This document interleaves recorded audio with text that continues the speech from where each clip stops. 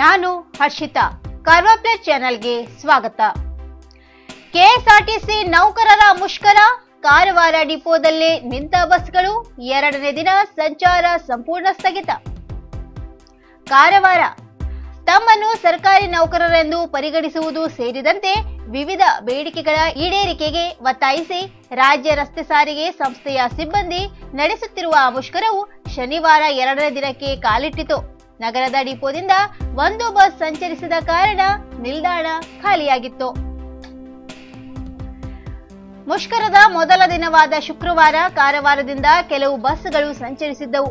ಸಿಬ್ಬಂದಿ ಬಸ್ ನಿಲ್ದಾಣದ ಆವರಣದಲ್ಲಿ ಧರಣಿ ಕುಳಿತು ಘೋಷಣೆ ಕೂಗಿದ್ದರು. ಆದರೆ ತಮ್ಮ ಬೇಡಿಕೆಗೆ ಬಗ್ಗೆ ಸಾರಿಗೆ ಇಲಾಖೆಯಿಂದ ಪ್ರತಿಕ್ರಿಯೆ ಸಿಗದ ಕಾರಣ ಶನಿವಾರ ಮುಷ್ಕರವನ್ನು ತೀವ್ರಗೊಳಿಸಿದರು. ಶುಕ್ರವಾರ ಕೆಲವು ಬಸ್ಗಳು ಸಂಚರಿಸಿದ್ದರಿಂದ ಶನಿವಾರ ಎಲ್ಲವೂ ಸರಿ ಹೋಗಬಹುದು ಎಂಬ ನಿರೀಕ್ಷೆಯಲ್ಲಿ ಹತ್ತಾರು ಪ್ರಯಾಣಿಕರು ಬಸ್ ನಿಲ್ದಾಣಕ್ಕೆ ಬಂದಿದ್ದರು.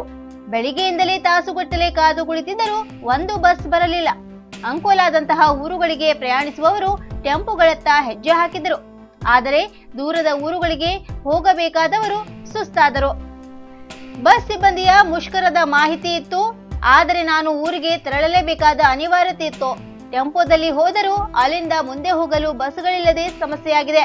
ಈ ಮುಷ್ಕರ ಆದಷ್ಟು ಬೇಗ ಮುಕ್ತಾಯವಾದರೆ ಅನುಕೂಲವಾಗುತ್ತದೆ ಎಂದು ಹಿರಿಯ ಪ್ರಯಾಣಿಕ ಭಟ್ಕಳದ ರಾಮಚಂದ್ರ ನಾಯ್ಕ ಹೇಳಿದರು.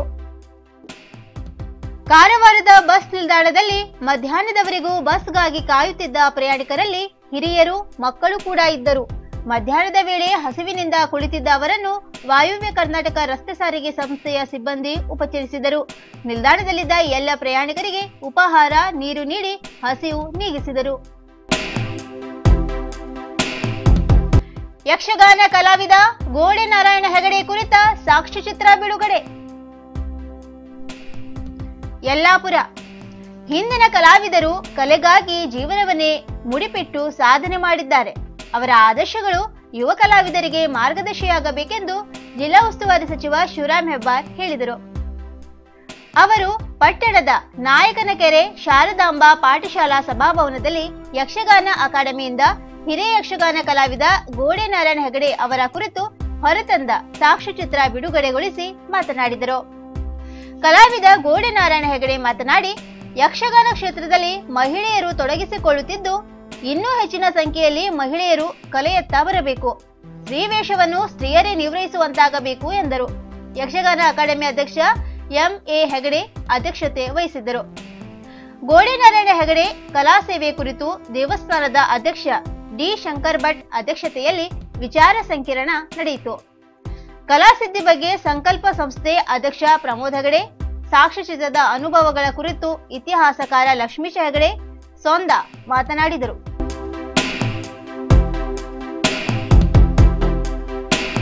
ತೆಂಗಿನಕಾಯಿ ಕೊಯ್ಯುವ ವೇಳೆ ಮರದಿಂದ ಬಿದ್ದು ಸಾವು.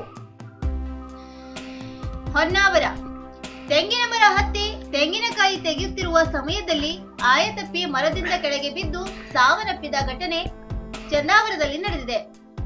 ಚಂದಾವರದಲ್ಲಿ ಬೇರೆಯವರ ತೋಟದಲ್ಲಿ ತೆಂಗಿನಕಾಯಿ ತೆಗೆಯುತ್ತಿರುವ ಸಮಯದಲ್ಲಿ ಆಯತಪ್ಪಿ ಮರದಿಂದ ಕೆಳಗೆ ಬಿದ್ದ ವ್ಯಕ್ತಿಯೊಬ್ಬ ಸ್ಥಳದಲ್ಲೇ ಮೃತಪಟ್ಟಿದ್ದಾನೆ. ಮೃತ ವ್ಯಕ್ತಿಯನ್ನು ಕಲ್ಲಪ್ಪೆ ನಾರಾಯಣಗೌಡ ಎಂದು ಗುರುತಿಸಲಾಗಿದೆ. ಈತ ಕೂಲಿ ಕೆಲಸ ಮಾಡಿ ಜೀವನ ನಡೆಸುತ್ತಿದ್ದ ಎನ್ನಲಾಗಿದ್ದು, ಮನೆಯವರ ಆಕ್ರಂದನ ಮುಗಿಲು ಮುಟ್ಟಿದೆ. ಸ್ಥಳಕ್ಕೆ ಹೊನ್ನಾವರ ಪೊಲೀಸರು ಭೇಟಿ ಕೊಟ್ಟು ಸ್ಥಳವನ್ನು ಪಂಚನಾಮೆ ಮಾಡಿದ್ದು ಶವವನ್ನು ಹೊನ್ನಾವರ ಸರ್ಕಾರಿ ಆಸ್ಪತ್ರೆಗೆ ಸಾಗಿಸಿದ್ದಾರೆ.